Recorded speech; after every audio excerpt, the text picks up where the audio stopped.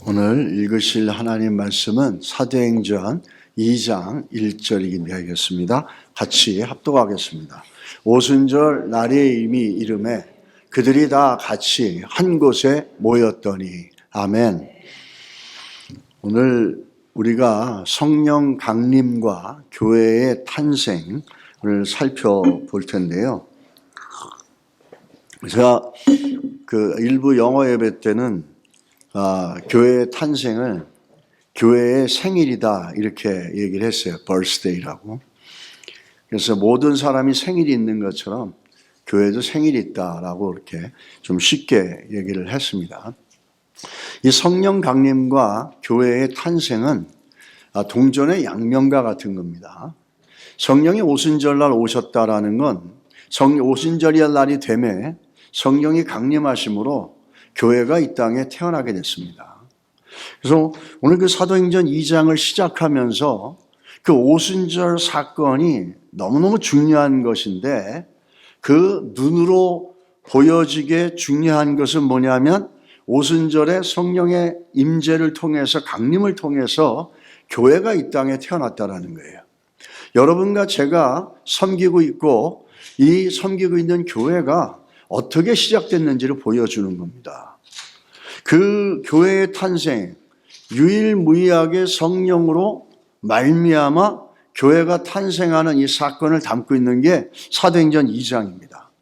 이 사건이 중요하다는 것 우리 모두는 잘 알고 있습니다. 근데 그와 함께 이 사건, 사도행전 2장에 성령이 강림하셔서 교회가 생성되어지는 데 있어서 선제적인 그 조건이 있습니다. 선제적인 어떤 프리컨디션들이 있었어요. 이 선제적인 조건이 그것이 오늘 우리가 살펴봐야 될 것들인데 우리는 그거는 쉽게 간과할 때가 있습니다. 성령이 강림하셔서 교회가 태어났고 세워졌다. 여기까지는 우리가 다 이해하고 있고 믿고 있습니다. 그런데 성령이 어떻게 어디로부터 이 성령이 임하셨고 그리고 그 성령이 일하셔서 교회가 태어났는가라는 이 선제적인 조건들은 우리가 쉽게 간과할 때가 많습니다.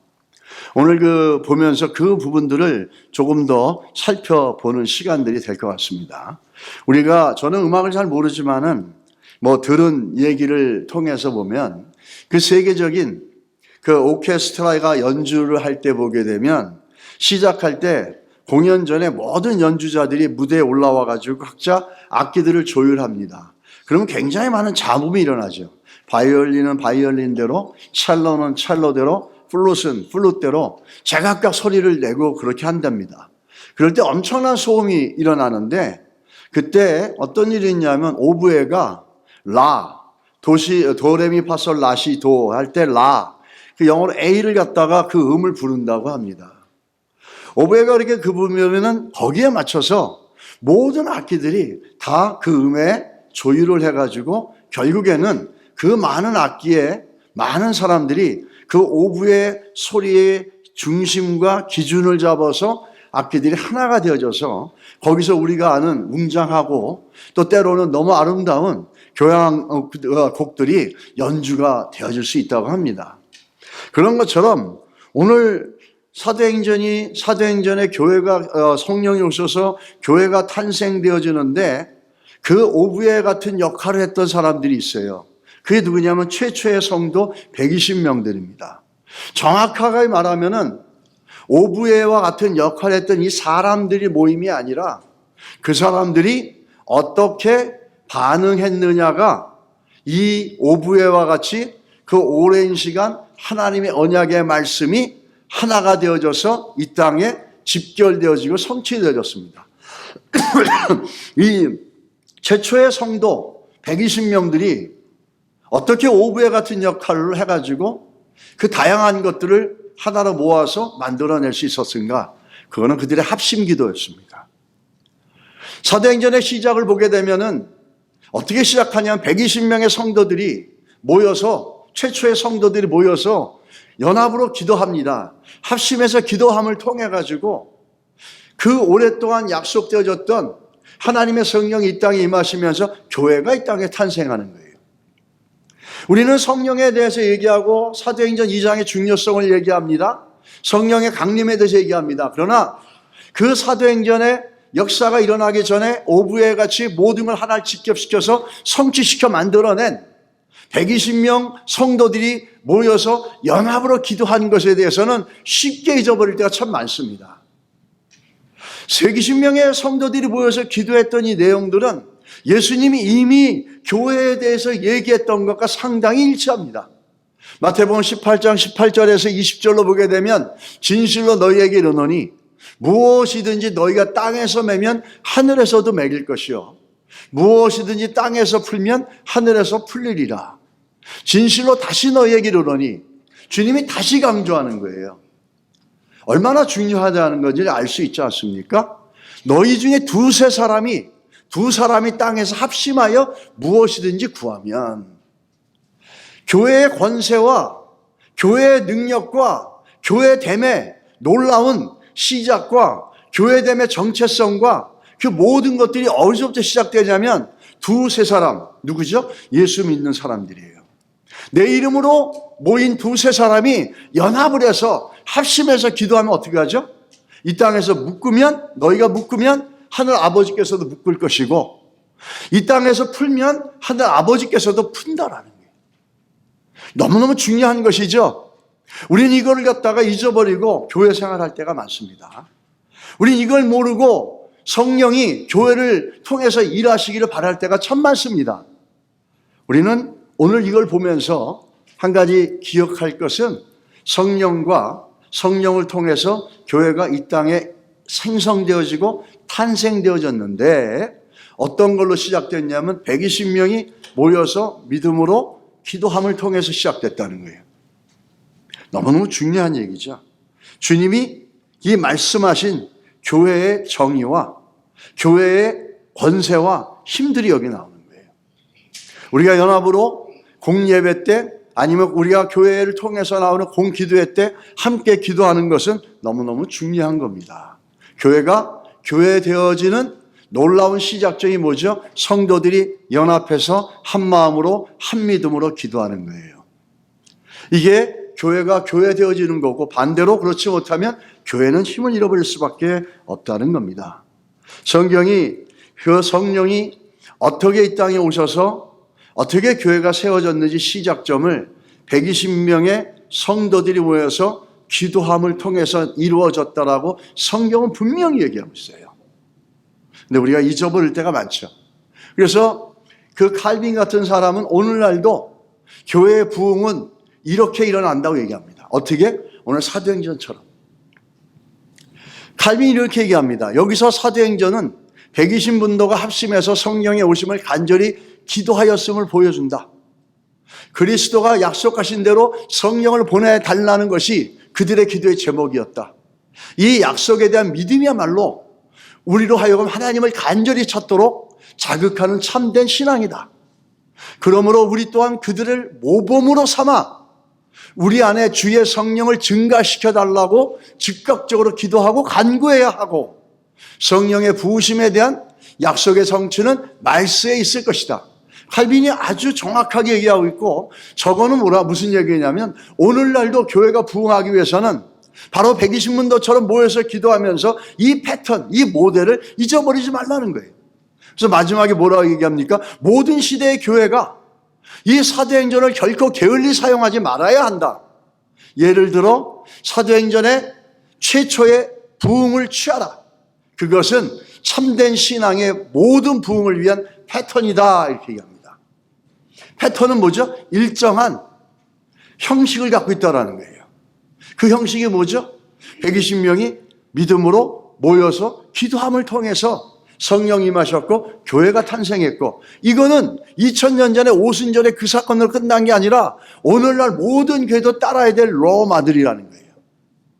여러분 우리 교회가 이 사도행전의 모습을 따라가야 될 줄 믿습니다. 우리가 기도하지 않는 교회들, 기도하지 않는 신앙은 쉽게 무너질 수밖에 없어요. 세상이 어렵고 힘들어서 교회가 어려운 게 아니라 교회가 기도하지 않으면 어려워질 수밖에 없어요. 성도들이 기도하지 않으면 성도들의 신앙은 세상에 끌려갈 수밖에 없습니다. 우리가 잘 아는 것처럼 기도하지 않으면, 기도하면 저렇게 성령이 오셔서 교회를 일으키면 놀라운 역사들이 일어나는데, 기도하지 않은 반대로 어떤 게 있습니까? 우리가 잘 아는 비유가 있어요. 과학적으로는 맞는 얘기는 아니지만 우리들에게 많이 알려진 얘기죠. 차가운 물에 개구리를 집어넣고 서서히 온도를 올리면 이 개구리는 느끼지 못하다가 결국에 어떻게 하죠? 그 뜨거운 물에 삶아서 죽게 된다는 거예요. 우리도 마찬가지입니다. 기도하지 않는 교회, 기도하지 않는 성도는 결국에 나태함과 게으름에 빠져서 세상의 흐름에 물들어가는데 물들어가는지도 모르고 죽을 때까지 아무것도 모르고 그러다가 망할 수밖에 없다라는 거예요. 여러분, 우리 교회 이후 사도행전을 통해서 우리 교회가, 우리 성도들이 기도의 자리를 즐겨 나오고 기도하고자 하는 열망과 열정을 하나님이 부어주시는 은혜가 있기를 정말 간절히 소원합니다. 두세 사람이 모인 곳에, 내 이름으로 모인 곳에 두세 사람이 합심해서 기도하면은 이 전제가 교회가 교회로서의 능력과 교회로서의 힘과 교회로서의 가치를 갖게 하는 데 있어서 예수께서 우리에게 말씀하신 거예요. 두 번을 반복해서 강조하고 말씀하십니다. 여러분, 우리 교회 기도하는 교회가 되어서 사도행전적인 교회가 되기를 간절히 소원합니다. 사도행전적인 교회는 그냥 말로만 사도행전적인 교회가 되는 게 아니라 모여서 합심해서 기도해야 되는 거예요. 이 성령이 어디에 임하셨나?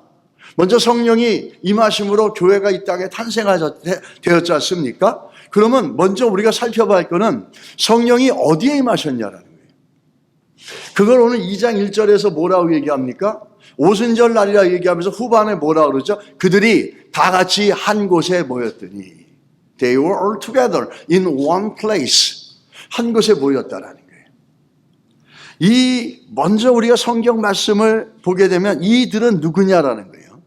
이들은 사도행전 1장에서 얘기하는 정말 믿음으로 기도하는 사람이에요.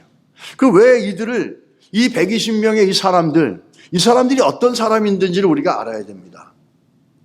사도행전 1장 4절에 보게 되면 이들은 예수님이 하신 말씀을 믿음으로 믿었던 최초의 믿음의 공동체라는 거예요. 1장 4절에 뭐라 그래요? 사도와 함께 모이사 그들에게 분부하여 이르시되 예루살렘을 떠나지 말고 내게서 들은 바 아버지께서 약속하신 걸 기다리라. 이들은 어떤 사람이었습니까? 이 120명은 예수 그리스도께서 예루살렘을 떠나지 말고 하나님이 약속하신 성령이 임할 때까지, 성령을 너희가 충만하게 받을 때까지 떠나지 말라 그랬어요. 그 약속의 말씀을 붙잡은 사람들이에요. 즉 믿음의 공동체였다라는 거예요. 그리고 두 번째는 이들은 어떤 사람들이었습니까? 두 번째, 한 마음으로 기도했어요. 그 말씀을 믿고 가만히 있었던 게 아니라 성경에는 그들에게 기도하라고 권면한 게 하나도 없어요. 성경에는 그들에게 니네들이 나의 말씀을, 예수님의 말씀을 붙잡고 기다리는 동안 기도해라 이렇게 얘기한 거 없어요. 그런데 이 사람들은 하나님의 말씀, 예수님의 말씀을 믿으니까 어떻게 합니까? 자연스럽게 기도로 옮겨지는 거예요. 그러니까 믿음이 있다라는 거는 기도의 자리로 나갈 수밖에 없는 거예요. 그래서 사도행전 1장 14절에 뭐라 그럽니까? 여자들과 예수의 어머니 마리아와 예수의 아우들과 더불어 마음을 같이하여 오로지 기도에 힘쓰더라. 예수님이 이렇게 말씀하지 않았어요. 내가 너에게 얘기하는 이 약속의 말씀을 붙잡고 기도하고 기다려라. 기다리는 동안 기도해라. 이렇게 얘기하지 않았어요. 그 약속의 말씀을 믿으니까 이들이 모여서 기도하게 된 거예요. 이게 참 놀랍지 않습니까? 믿음이라는 것은 하나님 앞에 나아가는 그 에너지와 원동력이거든요. 믿음이라는 건 입술로만 한다는 게 아니라 믿음은 첫 번째가 하나님을 찾는 거고 하나님을 구하는 거고 기도의 자리에 나가는 거예요. 이게 히브리서가 얘기하고 있지 않습니까? 이분들은 누가 기도하라고 얘기하지 않았는데 믿으니까 기도하게 된 거예요. 우리가 이거를 오늘 본문을 보면서 우리 가운데도 우리의 믿음이 정말 기도의 자리를 나가고 있는지 한번 챌린지가 되고 도전이 되었으면 좋겠습니다. 이들은 그런 사람들이었어요. 이들은 하나님 말씀을, 예수님의 말씀을 믿었어요. 사도행전 1장 4절의 말씀을 믿었어요. 그래서 그 말씀을 믿으면서 기다리면서 떠나지 않고 아무것도 하지 않았어요. 자기들이 하고 싶은 일 아무것도 하지 않았어요. 주님의 약속만 붙잡고 서로 달랐지만은 예수님이 하신 말씀으로 하나가 되어진 거예요. 예수님이 아까 마태복음에 얘기했던 교회의 모습을 얘기하는 것과 동일하지 않습니까? 이 120명의 사람들은 너무너무 다른 사람들이었잖아요. 그렇지만 주의 말씀을 믿는 믿음으로 하나가 되어졌어요. 하나가 되어져서 다 어떻게 나갑니까? 기도의 자리로 나간 거예요. 주님께서 기다리는 동안 기도해라 이렇게 하지 않으셨어요. 네가 믿으면 기도해라 이렇게 얘기하지 않았어요. 이게 믿음의 성질이에요. 믿으면 기도의 자리에 나갈 수밖에 없어요. 할렐루야. 여러분 믿으십니까? 기도의 자리에 나갈 수밖에 없어요. 최소한 기도해야 되겠다라는 소망이 있고 열망이 있어야 돼요. 내가 기도해야 되겠구나. 기도해야지. 누가 얘기하지 않았어도 믿음은 우리에게 그런 거룩한 욕구를 일으켜준다는 거예요. 우리가 그런 것이 있는지 있다면 여러분의 믿음은 건강한 거예요. 없다면 기도하십시오. 이들이 이렇게 하나가 되어서 다 같이 한 곳에 모였습니다. 이 다 같이 한 곳에 모였는데 중요한 건 뭐냐면 이 역사가 요세푸스가 어떤 얘기를 했냐면 기록을 했냐면 그 오순절 날에는 우리가 지난주에도 얘기했지만은 전 세계에 흩어져 있는 디아스포라 유대인들이 가장 많이 모이는 게 오순절입니다. 세계의 절기 중에서. 근데 얼마 정도 모이냐면 그 역사가 요세푸스의 기록에 보면 200만 명 이상이 그 조그만 예루살렘 땅에 모인다는 거예요. 굉장히 많은 사람들이 모였어요. 그들이 갖고 있는 종교적인 의식, 전리를 지키기 위해서 전 세계에서 디아스포라 유대인들이 200만 명이 모인 거예요. 그런데 이 성령은 어디에 임하셨습니까? 그 많은 사람들 가운데 이 120명은 굉장히 적은 숫자예요. 성령이 임한 것은 그들에게 임한 게 아니었어요. 성령이 임한 곳은 어디였어요? 그 사람들이었어요. 120명의 사람이었어요. 120명의 성도, 예수께서 말씀하신 말씀을 믿고 전심으로 기도해 나가는 그 120명 그 사람이 그들에게 모였다는 거예요. 그래서 성경에는 한 곳에 모였다 그러지만 이건 장소가 아니라 어떤 걸 얘기합니까? 한 마음, 한 뜻으로 한 마음이 되어진 그 사람들에게 임한 겁니다. 그 전거를 해주셔야 돼요. 그 한 마음 한 뜻이 된 거예요. 여기서 같이라는 뜻은 헬라어에 보면 같이 모여있다는 행위를 보여주는 게 아니라 한 마음과 한 뜻이 되었다는 거예요. 뭘로? 하나님의 말씀으로 하나 되어진 거죠. 예수께서 기다리라고 하는 그 말씀, 예수를 믿는 믿음으로 이들이 하나가 되어진 거예요. 그래서 성령 임한 것은 장소가 아니라 한 마음이 되어진 그 사람들, 공동체 안에 임한 겁니다. 이게 교회라는 거죠. 그렇게 많은 사람들이 와 있지만은 그들 가운데 임하지 않았어요. 그 얼마나 좋겠습니까? 만약에 200만이나 되는 사람들에게 임했으면 너무너무나 놀랍게 복음이 하나님의 성령의 역사가 전 세계로 너무너무 쉽게 퍼지지 않았을까요? 우리가 갖고 있는 논리로 따지자면. 그런데 성령은 어디에 임하십니까? 믿는 자들에게 임하신다는 거예요. 성령은 믿는 자들에게 임하시는 거예요. 성령의 충만은 누가 받느냐? 믿는 자들이 받는 거예요. 이 120명의 사람들은 너무너무 다른 사람들이었어요. 사람들의 성격도 다르고 배경도 다르고 과거에 살아왔던 삶이나 상처도 모두 달랐고 예수님을 부인했던 베드로도 있었고 의심 많던 도마도 있었고 또 평범한 여인들도 있었습니다. 그러나 그들이 지녔던 마음은 하나였다라는 거예요. 그들이 지녔던 마음 구체적으로 어떤 겁니까? 이 120명이 지녔던 마음은 예수님이 승천하면서 약속하신 성령을 기다리라고 하는 그 약속의 말씀을 붙잡고 사모하는 마음을 갖고 기다렸어요. 이것이 그들의 마음이에요. 그 마음을 가진 이들을 위해 성령이 임하셨다라는 거예요. 그 마음을 가진 자들에게 성령이 임하셨다라는 거예요. 오늘 우리 교회, 우리가 보면은 교회가 문제가 많고 교회들이 어렵고 세상이 어려우니까 교회도 어렵다. 성경은 세상이 어려워서 교회가 어려워진다고 얘기한 적 없어요. 뭐라고 얘기합니까? 세상이 저렇게 되고 세상이 어려워졌고 재난과 핍박이 있는 건 내 백성이 내 앞에 나와서 무릎 꿇지 않아서 그렇다라는 거예요. 반대로 내 백성이 믿음으로 무릎 꿇고 내 백성이 믿음으로 하나가 돼서 나간다면은 오히려 세상의 문제 해결할 수 있고 교회는 교회로서 힘과 능력과 그 모습을 갖춰갈 수 있다라는 겁니다. 이 120명은 너무나 다른 사람이었죠. 그렇지만 한 마음으로 하나 예수께서 말씀하신 그 말씀을 붙잡고 하나가 되어져서 기도하는 그 하나가 되어진 공동체에 성령이 임하셨다는 거예요. 그게 교회가 되어야 될 줄 믿습니다. 교회 안에도 성령이 임하는 교회는 어떤 교회겠습니까? 성도들이 믿음으로 하나가 되어지는 거예요. 하나님 말씀을 믿는 분들 하나가 되어지는 거예요. 서로 배경도 다르고 생각도 다르고 그렇지만 정말 믿음이 있다면 하나가 되어져서 어디로 나와야 됩니까? 기도의 자리로 나가야 되는 거예요. 그게 믿음이라는 거예요. 어떤 사람들은 과거에 베드로처럼 예수님을 부인한 적도 있었고 어떤 사람들은 살아온 배경이 너무나 귀족처럼 살아왔고 어떤 사람은 너무나 인정받지 못한 저기 혈류병거인 여인처럼 살아왔는데 이들의 믿음으로 하나가 되어지는 거예요. 한 마음이 되어지는 거예요. 거기에 높낮이를 따지지 않습니다. 많고 적음을 따지지 않습니다. 잘나고 못난 걸 따지지 않습니다.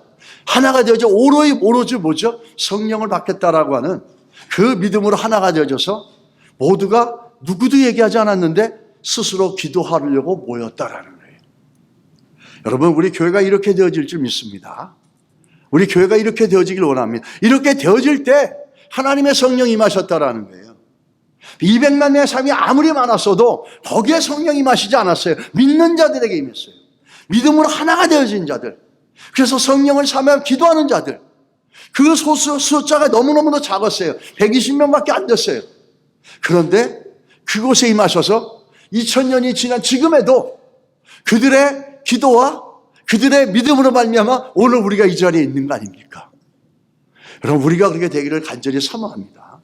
사도행전을 우리가 시작하면서 많이 했지만 2장을 시작하면서 우리가 이런 교회가 돼서 이런 공동체가 되죠. 믿음의 공동체가 되어져서 그래서 기도함으로 성령이 임하시는 그런 교회가 되기를 간절히 소원합니다. 그 말은 어떻게 보면 이럴 수 있죠. 교회라고 하더라도 믿음으로 하나가 되어서 기도하지 않으면 성령이 임하지 않는다는 거예요. 그냥 모여서 즐겁게 놀고 재밌게 놀고 재밌게 교제하고 맛있는 거 먹고 여러분, 그게 교회가 아니에요. 믿음으로 하나가 되어야 되고 그 믿음이 있는 자들은 기도의 자리에 나와서 성령의 충만함과 성령의 임재하심을 기도해야 되는 거예요. 그게 안 되면 교회는 사람의 모임이 되는 겁니다. 우리가 또 오늘 이 본문을 보면서 성령이 어떻게 임하셨는가 공통점이 있습니다.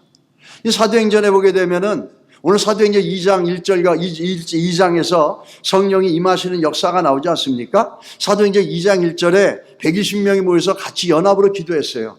근데 2장 4절에 가면은 모두가 성령 충만을 받았더라 이렇게 얘기합니다. 이 성령은 하나님의 말씀과 복음을 먼저 믿고 받아들인 사람들에게 임하셨습니다.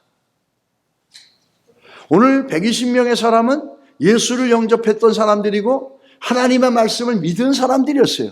그러므로 기도했어요. 이들에게 임했던 것처럼 나중에 성령에 나오는 사건들이 공통점이 있어요. 그들이 뭐냐면 먼저 말씀을 받아들이고 먼저 예수를 믿고 그들 위해 성령이 임하셨다는 거예요. 성도가 되어진 그들에게 성령이 그게 성령의 충만함이에요. 성령의 세례라고 하는 건 예수를 모르는 자들이 예수를 영접하는 사건이에요. 성령의 충만함은 오늘 우리 성도들이 가져야 할 놀라운 어떤 신앙의 어떤 목적이 될 수도 있습니다. 사도행전 2장이 그렇게 얘기하는 거예요. 예수를 믿었고 말씀을 믿은 자들에게 성령이 임하셨어요. 그게 성령 충만이에요. 오늘 성도들이 예수를 믿고 말씀을 믿으면 그 다음에 우리가 하나님 앞에서 구해야 될 게 뭐냐면 충만한 삶들을 구해야 됩니다.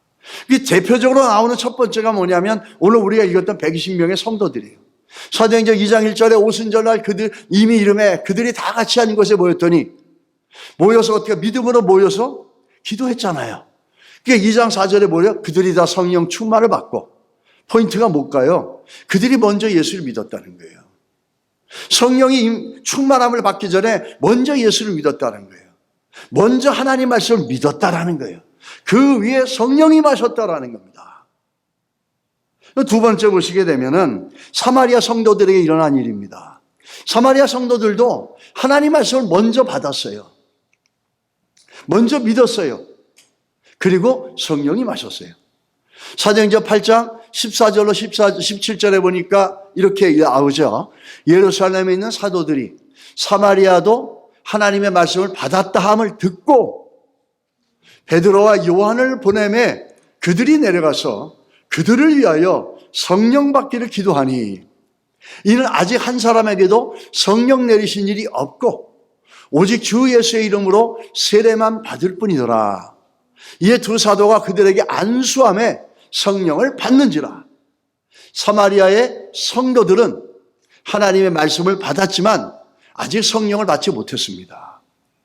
하나님의 말씀을 먼저 받고 그리고 사도들이 가서 기도해 주자 성령을 그들이 받았다라는 거예요. 그들이 예수를 믿지도 않고 하나님 말씀을 믿지도 않았는데 성령이 임하셨다면 그거는 예수를 영접하게 되는 거겠죠. 근데 이들은 예수를 믿었고 하나님 말씀을 먼저 받았어요. 그래서 사도들이 가서 기도해 주자 성령이 그들에게 임했다라는 거예요. 이걸 성령 충만이라고 그래요. 여러분, 성도들은 성령 충만을 구해야 되는 겁니다.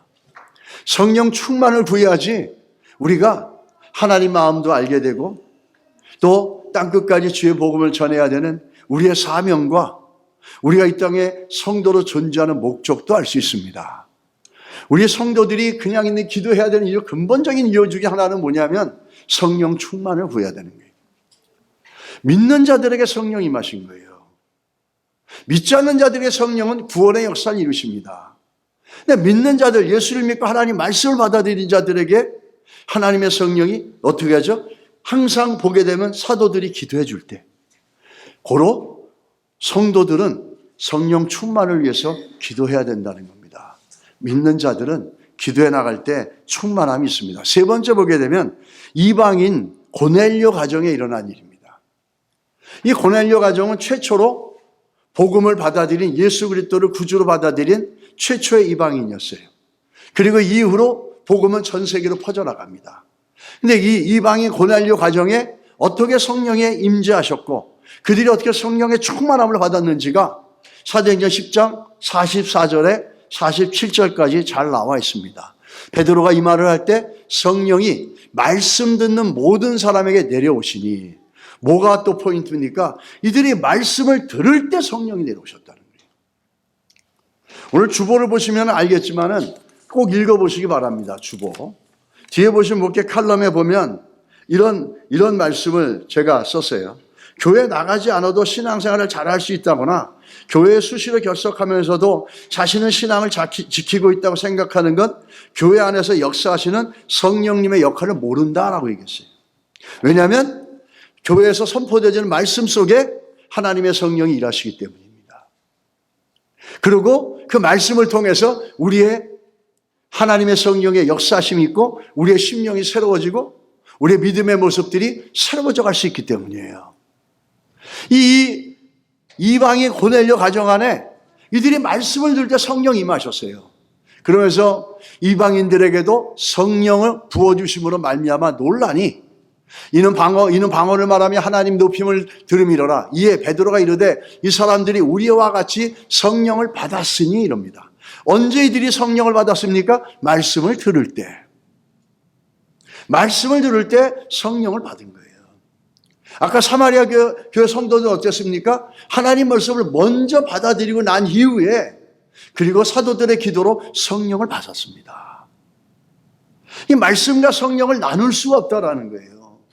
네 번째는 어떤 경우입니까? 에베소 제자들입니다.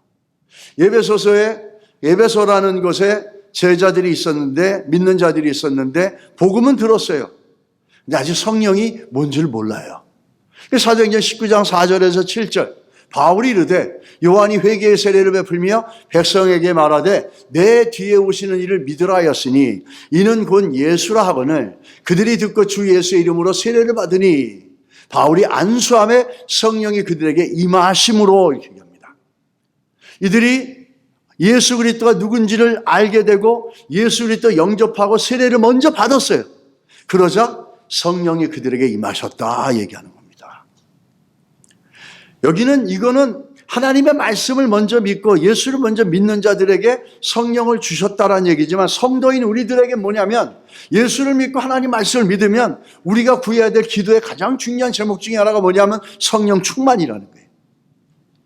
우리 신앙생활은 우리 힘으로 할 수가 없습니다. 하나님의 성령의 충만함을 주실 때 우리가 주의 뜻 가운데 그분이 기뻐하시고 그분의 마음을 헤아리면서 한 발짝 한 발짝 부족하지만 나갈 수 있는 역사가 성령의 충만함에서 통해서 나오는 거예요. 세상에 끌려가지 않습니다. 사람의 말에 끌려가지 않습니다. 환경에 눌리지 않습니다. 그 힘과 능력이 어디서 나옵니까? 성령 충만함에서 나오는 거예요. 여러분, 우리가 성도로서 살아가는 데 있어서 성령 충만함을 늘 구하시길 주의 이름으로 축복합니다. 예수를 믿고 말씀을 읽는다면 성령 충만을 구하십시오. 기도할 때, 사도들이 기도할 때 성령이 임하신 것처럼 우리가 기도할 때 성령이 내 안에, 우리 교회 안에 함께 기도할 때 교회 안에 이런 성령의 역사가 있을 줄 믿습니다. 성령 충만한 여러분과 제가 되기를 예수 이름으로 축복합니다.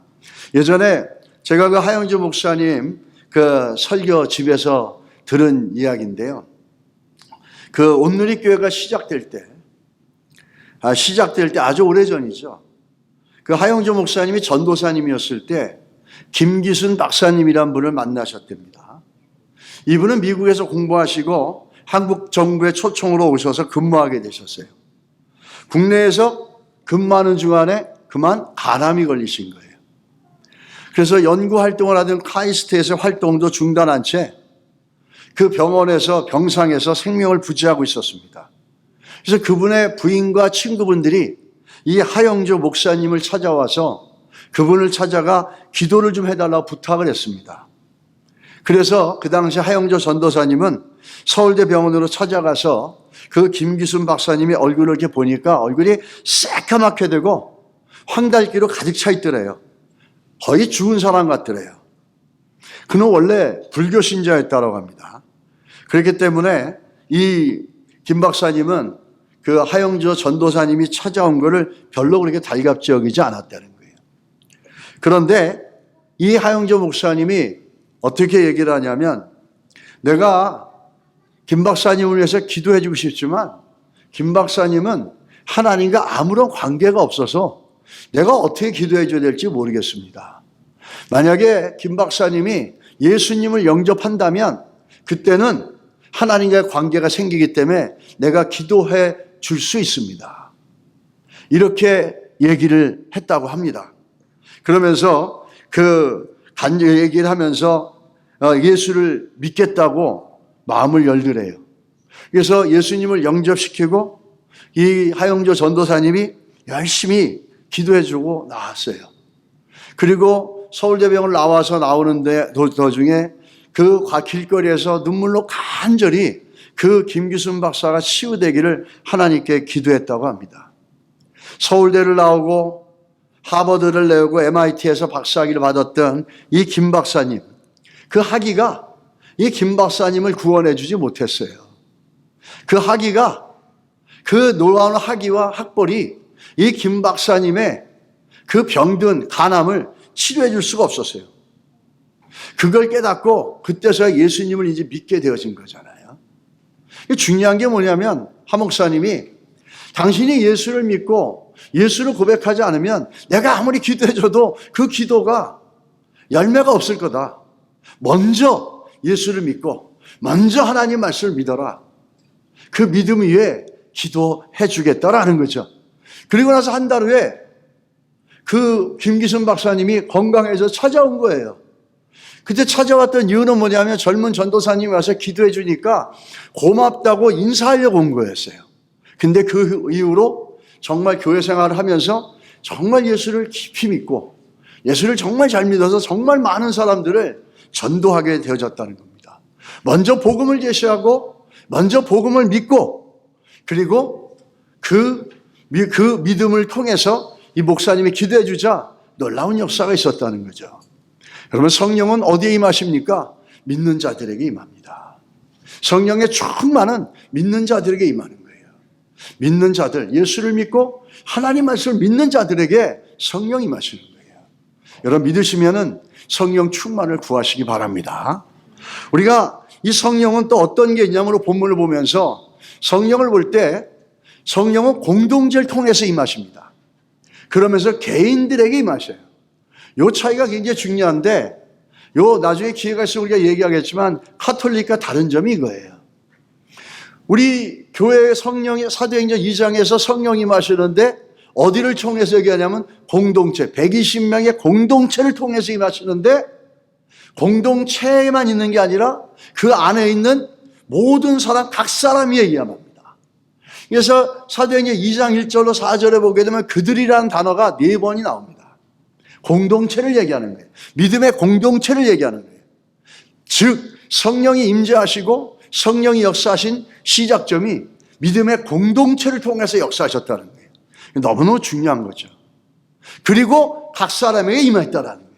교회가 성령 충만하면 성도들의 개인도 성령 충만해지는 거예요. 그렇게 임하면서 각 사람에게 인격적으로 임했다라는 거죠. 성령은 공동체를 세우면서 개인 각 사람에게도 임하신다는 거예요. 교회는 사람들이 모여 만든 조직이 아니라는 겁니다. 교회는 사람들이 모이지만 사람들이 만든 조직이나 기관이 아니라는 거예요. 교회는 오순절 사건에 성령의 강림을 통해서 이 땅에 태워진 거예요. 교회의 시작이 무엇이냐를 보여주는 거죠. 교회의 시작은 사람의 아이디어와 사람이 창작해낸 창작물이 아니라는 거예요. 교회의 본질은 건물도 아니고 어떤 제도도 아니고 조직도 아니라 성령 안에서 믿음으로 연합된 공동체 위에서 시작되어지고 이루어진 결과물이에요. 성령은 믿음의 공동체 교회를 세워나가는 원천적인 힘을, 그러면서 성령을 통해서 교회가 이 땅에 태어나지 않습니까? 사도행전 9장 31절에 보면 그리하여 온 유대와 갈릴리와 사마리아 교회가 평안하며 든든히 서가고 주를 경외함과 성령의 위로로 진행하여 수가 더 많아지더라. 뭘 얘기하죠? 성령이 교회를 이끌어간다는 거예요. 성령이 그 교회 안에 있는 성도들 각자에게도 임하시고 근본적으로 교회는 성령이 이끌어간다는 거예요. 성령이 이끌어갈 때 어떻게 합니까? 성령의 위로로 그 모든 교회들, 온 유대와 갈릴리와 사마리아의 모든 교회가 평안하여 든든히 서가고 주를 경외함과 성령의 위로로 진행하여 수가 많아지더라. 교회는 성령이 이끌어가야 되는 거예요. 잘나고 똑똑한 몇몇 사람이 이끌어가는 게 아니에요. 교회는 가지고 있는 재물과 재산과 건물로 이끌어가는 데가 아니에요. 교회는 성령의 충만함을 통해서 교회는 성령이 세워 나가야 된다는 거예요. 이게 뭘 얘기하는 겁니까? 교회의 시작점, 교회의 근원이 사람이 아니라는 거예요, 여러분. 우리는 그 부분을 요 마지막 부분에서 강조하게 됩니다. 예배서 2장 21절에서 22절 그 안에서 건물마다 서로 연결하여 주 안에서 성전이 되어가고 너희도 성령 안에서 하나님이 거하실 처소가 되기 위하여 그리스도 예수 안에서 함께 지어져 가느니라. 교회를 성령 안에서 지어져가는 믿음의 공동체라고 얘기하고 있습니다. 성령이 연결시키고 이끌어 가신다는 거죠. 이 성령은 개인적으로도 인격적으로 만나주십니다. 그게 바로 사도행전 2장 3절이죠. 각 사람 위에 하나씩 임하였더니, 이렇게 하나씩. 공동체를 통해서 임하셨지만, 공동체를 이끌어 가시지만 개인에게도 성령이 임재하시고 성령이 우리 안에서 내주하셔서 영원히 떠나지 않는다는 거죠. 우리 안에서 우리의 속사람을 바꾸고 우리의 인격을 바꾸고 우리의 사고를 바뀌고 우리의 가치관을 바꾸고 우리의 생각의 흐름을 바꿔나가며 우리의 것을 쫓게 만들어주시는 그 성령이 각 사람 가운데 임하고 있다는 거예요. 오늘 우리가 이 성령의 충만함 너무너무 중요하다는 걸 다시 한번 확인했으면 좋겠습니다. 우리가 또 한 가지, 마지막으로 성령이 세우시는 교회. 교회는 사람들이 만든 곳이 아니라는 거예요. 그게 오순절 날이 이름에라고 얘기하죠. 역사적인 사건을 통해 가지고 오순절 날이 이람에 인간이 살아가는 시간과 문화 속에서 이 교회가 탄생되어지는데, 오순절 날이 임함으로 인해서 역사적인 사건이 나오는데, 그 역사적인 사건이 시작되어진 것은 사람이 만든 게 아니라 하나님으로부터 시작되어졌다는 거예요. 우리 이 역사적 사건의 실체로 우리의 눈과 귀로 볼 수 있는 사건이 되어졌지만, 성령이 하늘로부터 사람이 볼 수 있는 사건으로 명백하게 한 사건으로 강림하여 교회를 만드셨다는 겁니다. 교회에 대해서 잘못된 생각들을 가진 사람들이 많아요. 교회는 예수를 믿는 제자들이 나중에 만들어낸 것이다, 이렇게 주장하는 잘못된 신학을 갖고 있는 사람들도 있어요. 교회는 사람이 만든 게 아닙니다, 여러분. 오순절 날에 성령을 통해서 이 땅에 만들어진 거예요. 그래서 성령이 이끌어 가시는 거고, 성령이 인도하시는 거고, 또 성도들은 그 성령의 충만함을 구해가야 되는 겁니다.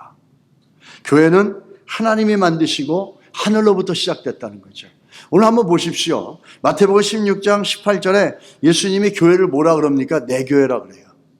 또 내가 너희에게 이르노니 너는 베드로와 내가 이 반석에 내 교회를 세우리니 음부의 권세가 이기지 못하리라. 주님께서는 그 교회를 말이야, 너희가 교회를 좀 만들어라. 예수를 믿었으니까, 나를 믿었으니까 너희가 교회를 만들어라, 이렇게 말씀하지 않았다라는 거예요.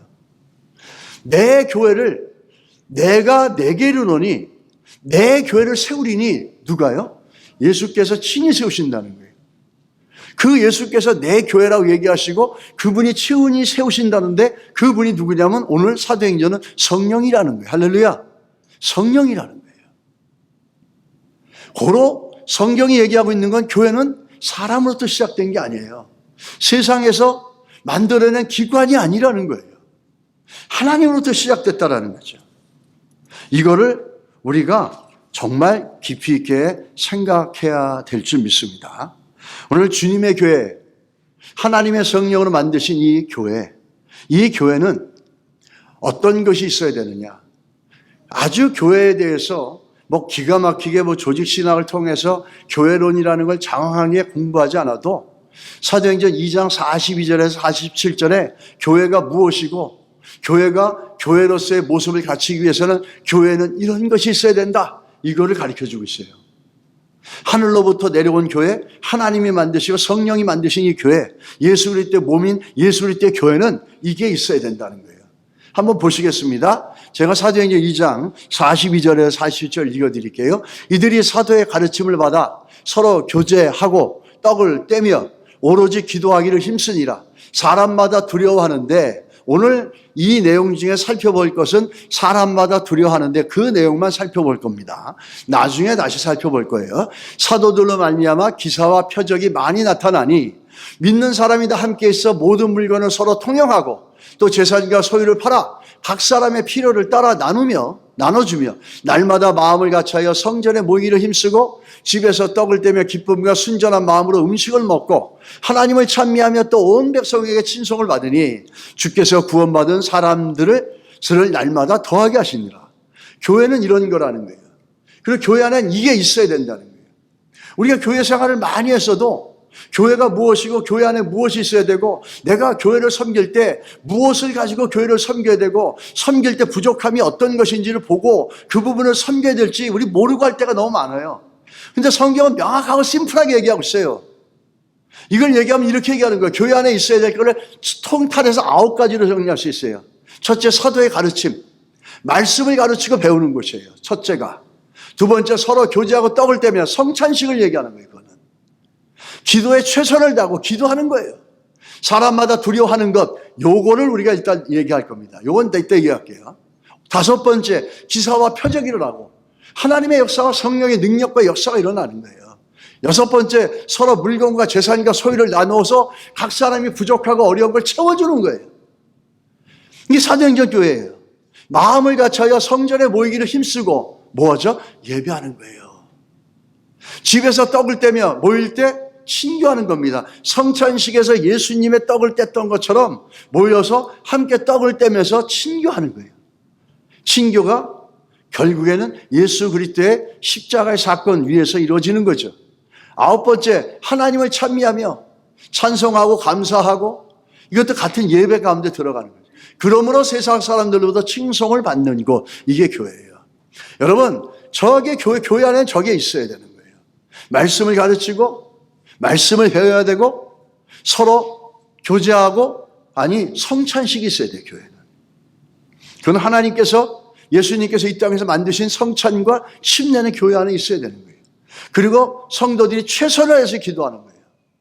그리고 사람마다 두려워하는 것, 기사와 표적이 하나님의 역사와 능력을 기대하고 소망하고 바라보는 겁니다. 또 서로 필요한 것들 나눠주고 채워줘서 궁핍하지 않게 해주고, 내가 가졌다고 내가 주장하는 게 성령 충만하면 어떻게 되는 줄 아십니까? 돈보다도 예수가 더 좋은 거예요. 그러니까 나눠줄 수 있게 되는 거예요. 집에서 모여서 친교하고 교제할 때 그 교제라는 게 먹고 마셔 떠드는 게 아니라 예수 그리스도의 몸된 나눔을 실천해 나갑니다. 그리고 찬미하며 감사하며 이렇게 할 때 세상 사람들로부터 칭찬받는 교회가 된다, 이렇게 얘기하는 거죠. 그 중에서 오늘 좀 알아보고 싶은 것은 사람마다 두려워하는데, 이렇게 얘기합니다. 아니, 무슨 두려워하는 겁니까? 예수를 믿고 교회를 가는데 왜 이게 뭘 두려워해야 합니까? 이것은 죄를 두려워하라는 얘기도 아니고요, 형벌을 두려워하라는 얘기도 아니고요, 저주를 두려워하라는 얘기도 아닙니다. 이것은 믿음 안에서 우리의 경건한 거룩한 두려움이에요. 믿음의 두려움. 이 두려움은 성도가 교회에 들어올 때 가져야 될 경건한 두려움이라는 거예요. 교회를 함부로 대하지 말라는 거예요. 왜죠? 교회는 하늘로부터 시작됐고 예수 그리스도의 몸이고 사람이 만든 게 아니잖아요. 성령으로 시작됐다라는 거예요. 교회를 그리스도의 몸으로 알고 함부로 대하지 말라는 거예요. 예수를 믿고 또 예수를 믿는 성도들이 교회를 대할 때 이건 건물이니까, 이건 뭐니까, 이게 아니라 교회가 시작이 어디죠? 하나님부터 시작됐잖아요. 성령으로 시작됐잖아요. 하늘로부터 시작됐잖아요.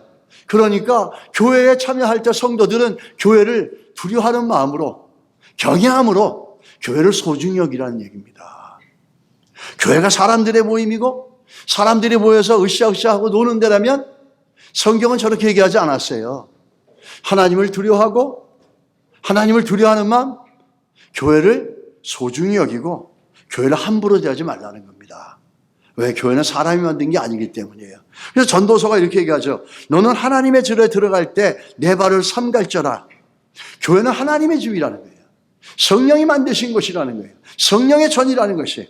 그래서 교회가 사람의 만든 것처럼 함부로 대하지 말고 교회에 들어갈 때 경건한 마음을 갖고 교회에 들어갈 때 교회를 소중히 여기면서 전도서에 얘기할 때 얘기하죠. 하나님의 집에 들어갈 때 내 발을 삼갈자로 조심해라.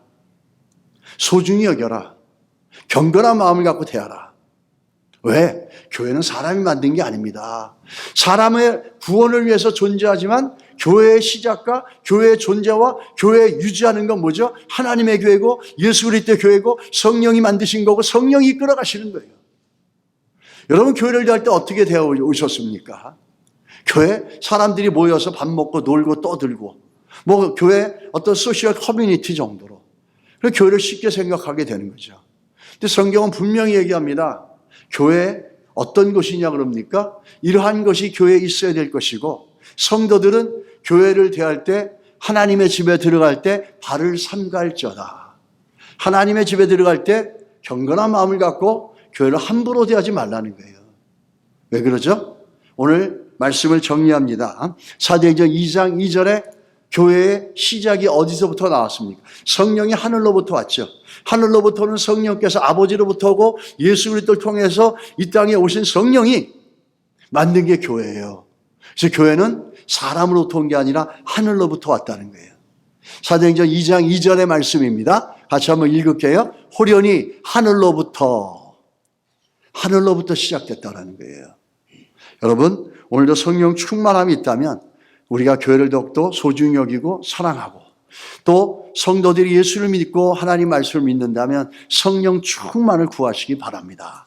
또 교회가 모여서 함께 기도할 때 교회의 권세와 능력이 살아나는 줄 믿습니다. 할렐루야. 기도하겠습니다. 하나님 아버지 감사합니다.